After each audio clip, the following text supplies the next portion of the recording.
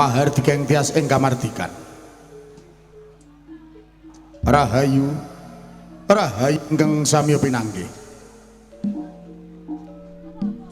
Nugroho miwasih wilasaning Gusti mugi tansah kasarira dumateng kita sami. Ngaturi sugeng dalu. Sarta sugeng pepanggihan kalian kula warga ageng Sandiwara Ketoprak Wahyu Manggala. Ingin dipun pimpin panjenenganipun Bapak Mogol kanthi alamat Desa Tanjung Sari Kecamatan Jakenan Kabupaten Pati Bumi Minatani.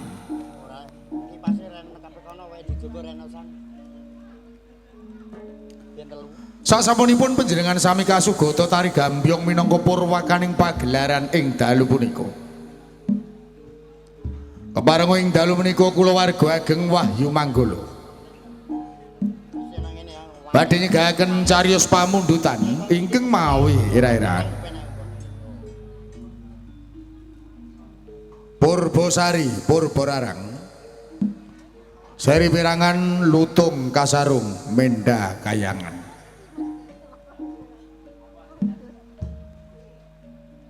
Dalang sarta pendapuk katindahaken Raka Mas Anom Suharyanto. Asisten sutradara katindahaken Dimas Eko Pranoto. Pangebrak katindahaken Bapak Suhardi wontene Pranoto Pakliran.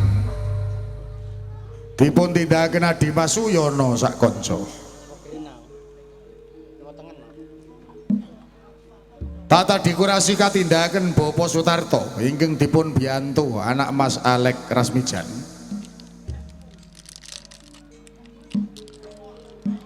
Teknis tata lampu katindahaken Dimas Budiono Batak. Lighting katindahaken Dimas Ladu Aldiansah. Wontene Pangrengga Busana. Katindahaken Dimas Agus Wijanarko.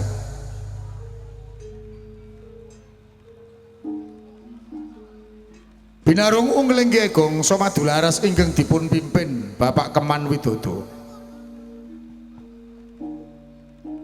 Kanthi pangliing Swarawati utawi pesinden. Dipun tindakaken Ibu Sri Murtiningsih saha Ibu Suparyana.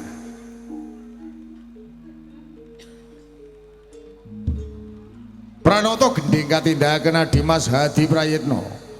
Wontene Wiraswara katindakaken Bapak Miranda saha Dimas Bagus Edi Mahesa.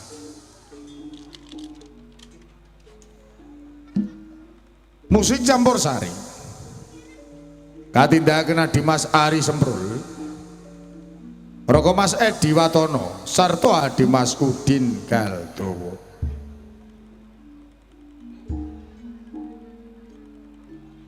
Pagelaran Sandiwara Ketoprak Wahyu Manggala dipun sengkuyung WM Audio. Ingkang dipun pangarsani Raka Mas Gentong Kawa-kawa.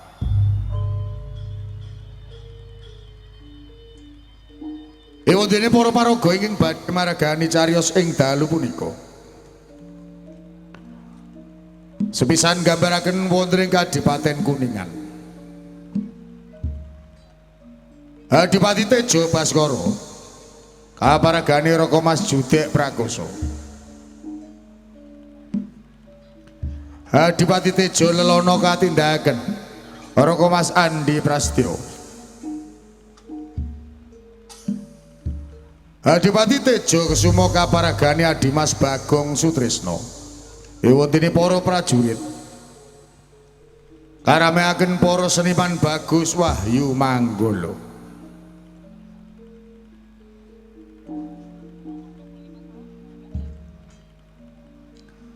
Salajengipun gambaraken wonten ing Kraton Pejajaran.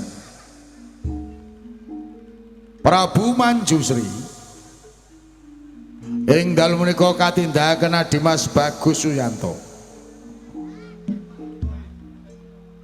Garwa katindahaken Mas Uut Sutriana. Patih Doroseta kaparagani Adimas Abi Rojali.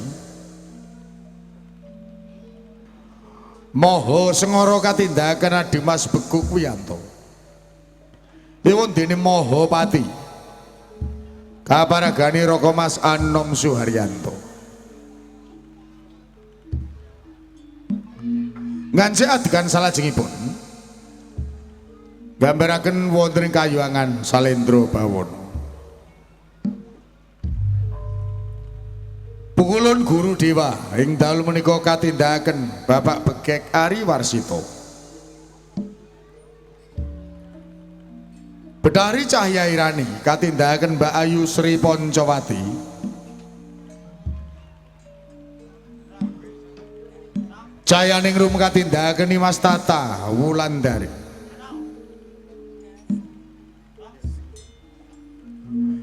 Dewa Bu dipun paragani Adimas Eko Pranoto. Lutung katindahaken Adimas Abdul Sutopo. Jinggara Bolo kaparagani Adimas Kipli Santoso. Bolo Poto katindahaken Adimas Kundi Asmoro.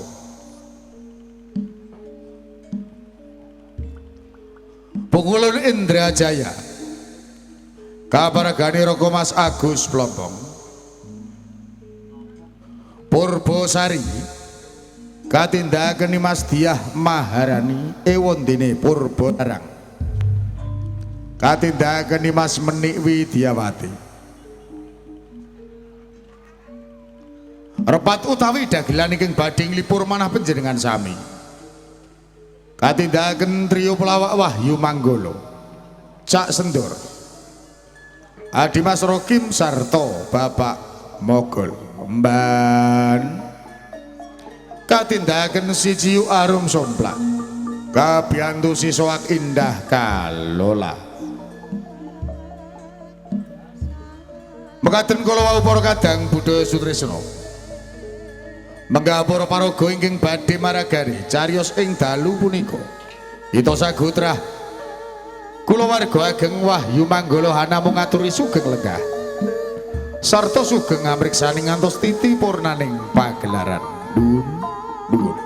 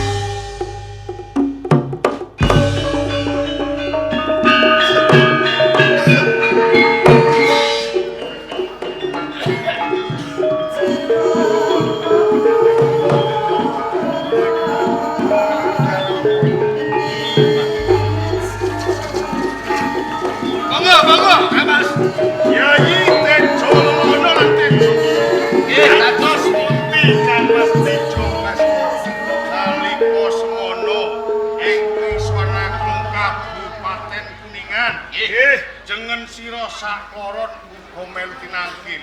Leres. Rikala semono pun Kakang iki ngongkon karo kowe sakloron teng supaya nyandra apa sing dadi kekurangipun Kakang. Ya rikala semono kowe nyandra apa?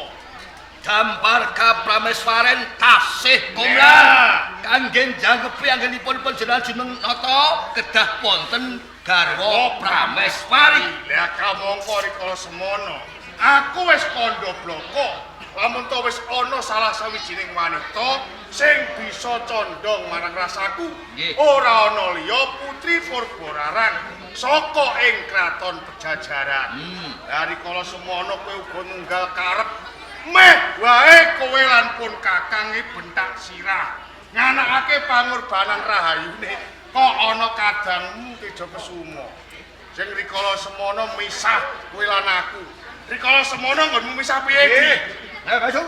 Kula niki nggih gadah usul.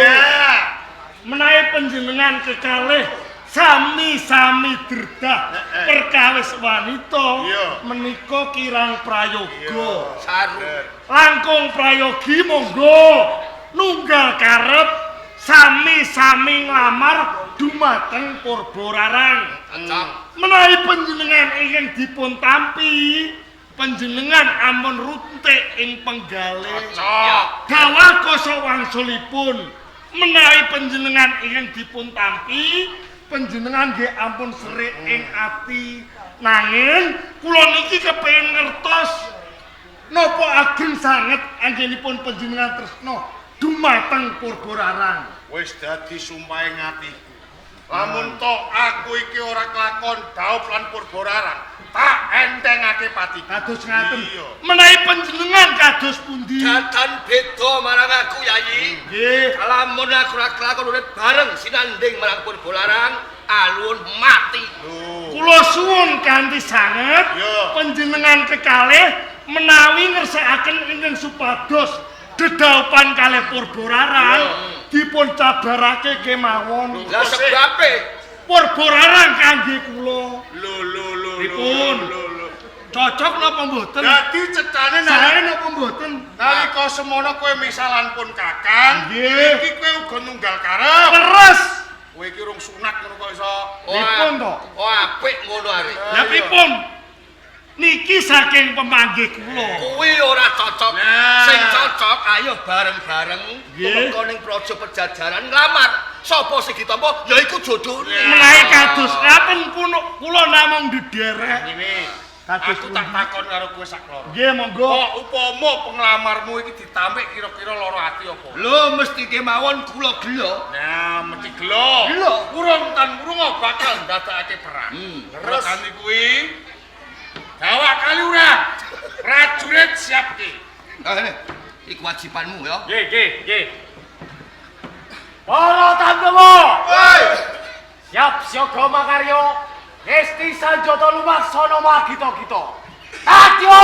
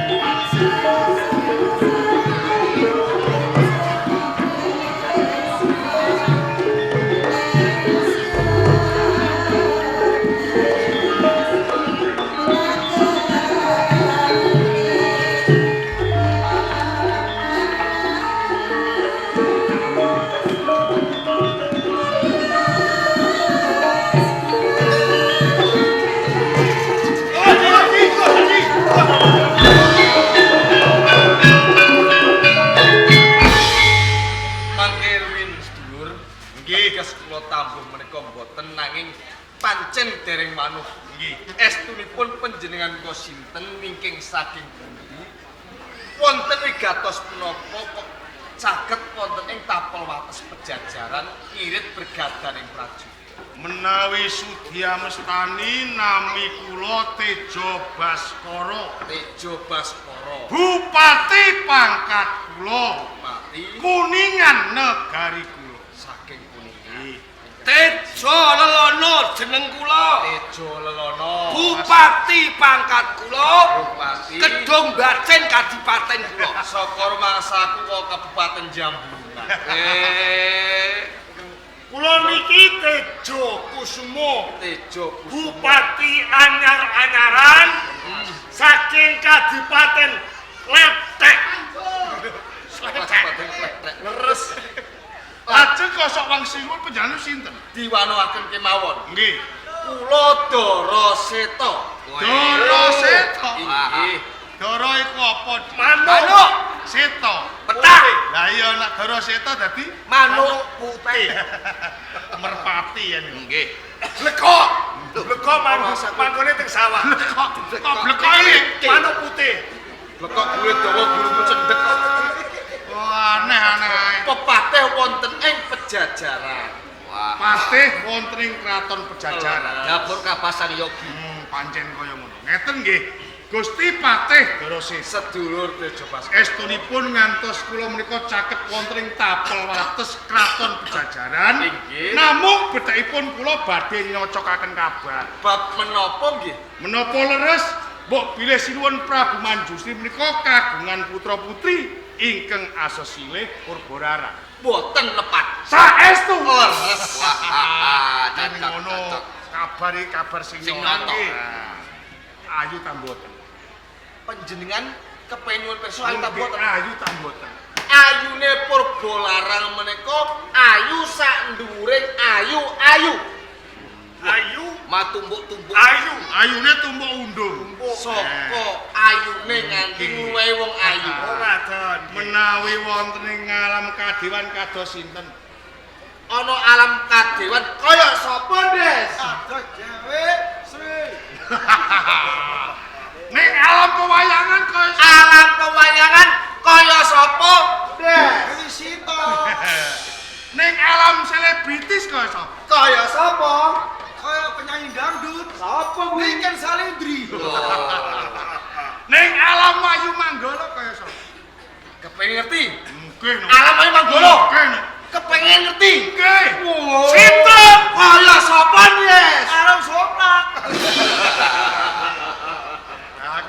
Kondo di. Lajeng kersa panjenengan estunipun kados Niat kula badhe munggah wonten ing negari Pejajaran ing ujub badhe nglamar Purbalarang. Nglamar Purbalarang. Lamar. Nggih. Belum. Sing damel kaget ing ati kula. Sadèrèngé panjenengan tumapak wonten ing Pejajaran niate kepengin nglamar menapa mboten mireng pakabaran. Blas niku enten kabar napa? Kusumaring ayu Purbalarang sampun kawengku dening priya. Lho. Tak kira isih prawan. Saya garwane Purbalarang kuwi ora menungso. Denengan ngendi kok. Lah bojo kok ora menungso demit ta pripun? Ora, napa gendruwo? Ora. Lah sinten? Dewa saka kahyangan Salendra Bawana. Dewa. Kang aran Pikula Indrajaya. Apa dijengene di? Dewa saka kayangan. Iya. Jenenge Pikulan Indrajaya. Pikula. Sampeyan ning ngendika sing saya. Jodone sampun dipun perang-perang. Ya, bener. Dewa entuk Dewi. Bener. Karna entuk Karni. Bener. Sarima entuk Sarini. Ya. Lah nggih. Sok kala mangsane ana rondo digawa mlayu gendruwo ya ana lho. Ini gendongan niku. Lho, titok. Dereng. Mboke kudas dari kesemono digawa gendruwo. Ngeten. Ancas kula, tekating manah kula menawi kula menika mboten saged garwaring Purbalarang, kula entengaken pati kula mila saking menika. Kula suwun kanthi sanget mangpisaken mawon. Agate ndak pira tak ijoli. Kudes. Cetha lamun to dipati iki ora gawe tentremane pejajaran gawe geger. Nggih. Tanggung jawabmu piye piye? Kedahipun dipun rampuni mawon.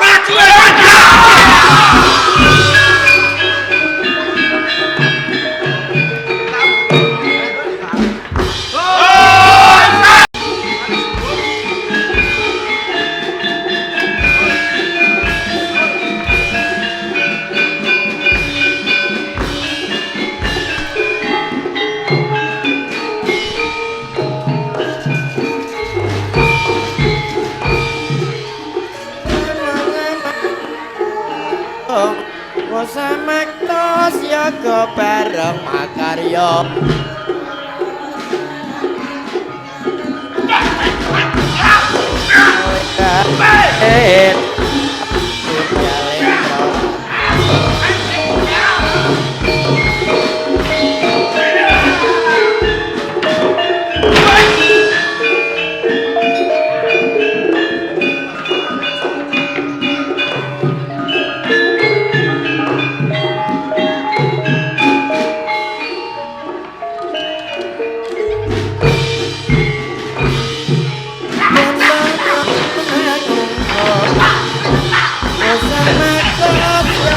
bareng makarya gumurus warane kawit kewatya bola halirap lirap daling prawat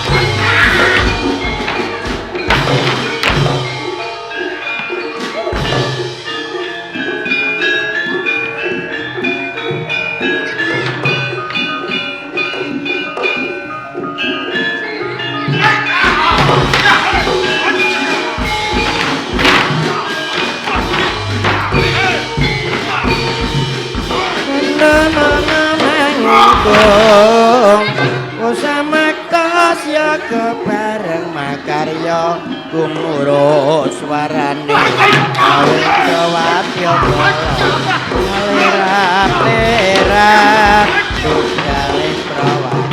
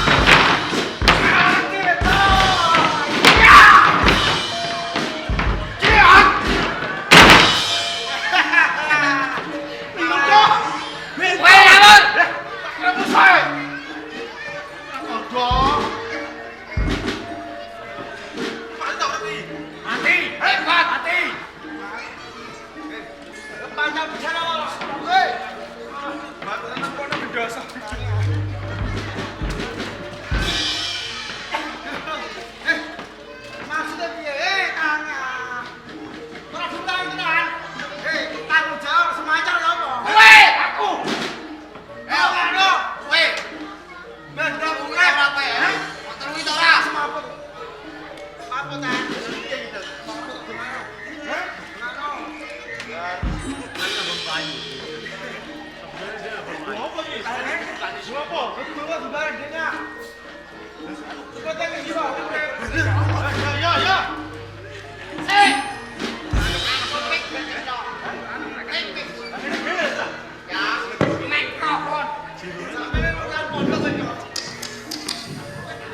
Selamat malam.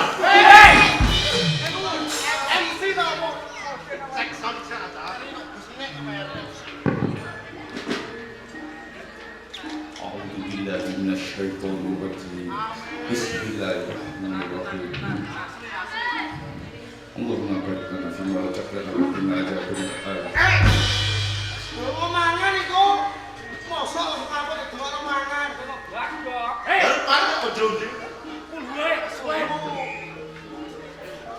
Yasin sapa ora? Yasin. Apalah? Saya langsung rek. Yasin, Yasin ah? Yo. Sobel. Tenanan ya. Apa lagi tuh? Apalah? Ayo. Yasin. Yasin. Ayo bantu. Cepetan. Iya. Tenanan lo. Menang. Bisa tolong malah. Pak tolong. Bismillahirrahmanirrahim Yasin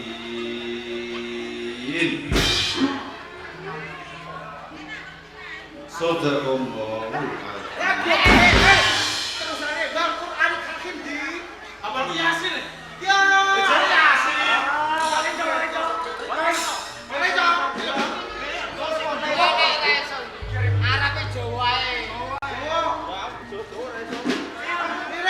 Hei menungso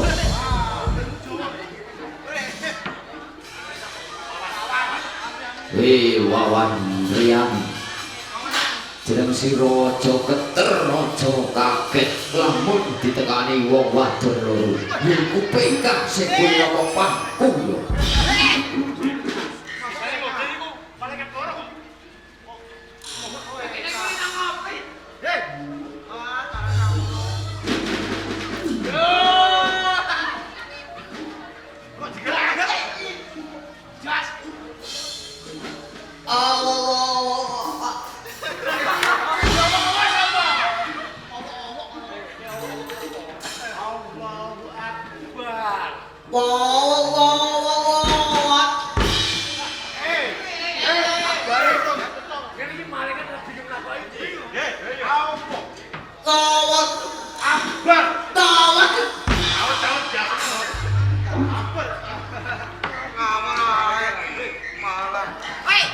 Hei!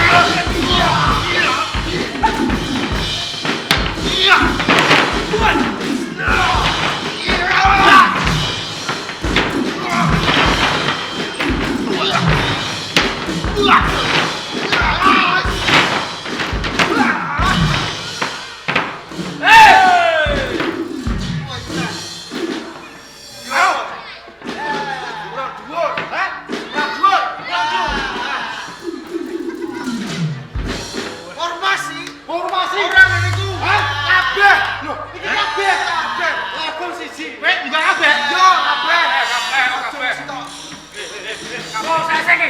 Kowe dino udah kene udah kono. Hah? Dari kabeh disor kene lho. Anu sing apik ngono sing apik lho. Tunjukkan pada dunia saya. Hei!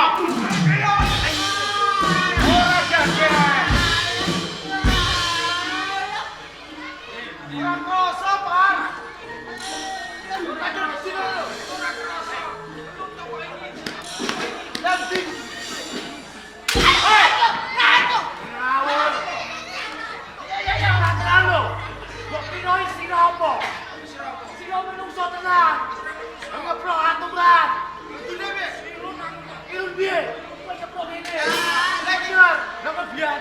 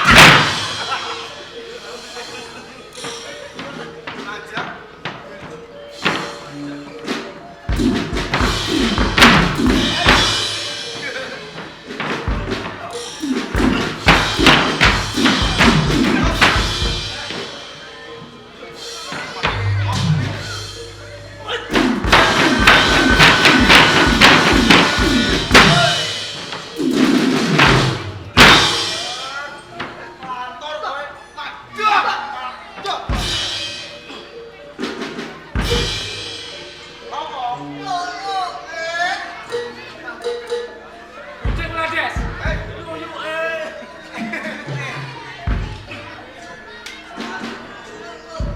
Oh ya, betul.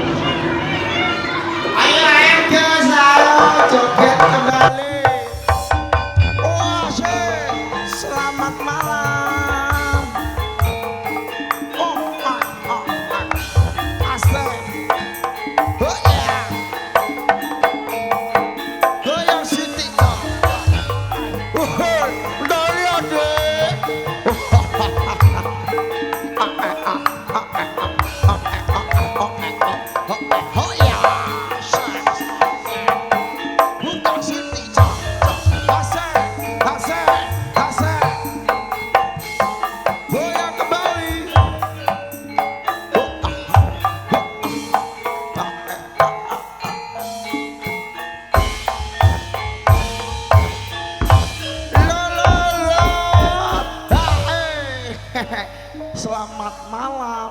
Assalamualaikum warahmatullahi wabarakatuh.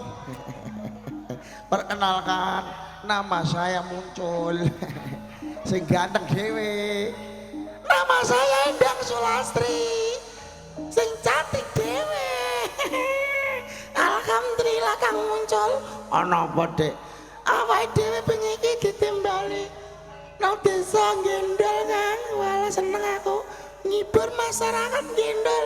Oh iya jelas ngono bengi iki Wahyu Manggala ditimbali ana ing desa Gendol, Dek. Acarane Walimatul Khitan. Sunatan Kang. Mau apa? Sing sunat numpak gajah. Wah mbari ya, Dek. Mbari apa Kang kaya kowe? Jelas lho. Wah, aku ku mbari dhewe kok. Didongakno ae, Dek. Piye Kang? Wis lesa wae. Didongakno sing sunat muga-muga enggal waras no. Amin. Nah, cita-citane sing dikarepno bakal tercapai. Amin Allahumma. Nah, ngono. Dadi bocah sing migunani tumrap nusa lan bangsa. Amin Allahumma. Ngono lumereh sing duwe gawe, ngono rezekine ora lokak ning tansaya kebak. Amin. Sehat kabeh sak keluarga. Amin. Selamat sing nanggap, selamat sing ditanggap. Amin. Alhamdulillah wes senang wes. Wes piye lah Kang? Wah aku ora ndongakno, Dik. Ora kaya mudin ngono. Ora apa-apa Kang. Sing penting ngibur masyarakat Gendol. Kecamatan nih Kang. Kecamatan Todanan Kabupaten Blora Dik iki. Wah. Ah wes seneng ditimbali ketoprak elek mogol asli saka Tanjung Sari, Kecamatan Jagenan, Kabupaten Pati. Wah, nek nanggap ya Dek. Gampang Kang. Langsung telepon nomere. Piro nomere? Nomere kowe karo? Ora, kowe genten ah. Kowe goblok kendangi Ciematan. Wocane Mas 081 228. Wah, sik. 128 keren. Mantep jaipongane kendangane lho, sone horeg lho. Ning aku njaluk siji apa Kang? Horeg ojingan, ojinge Wahyu Manggala langsung dikasih. Oh, dikono.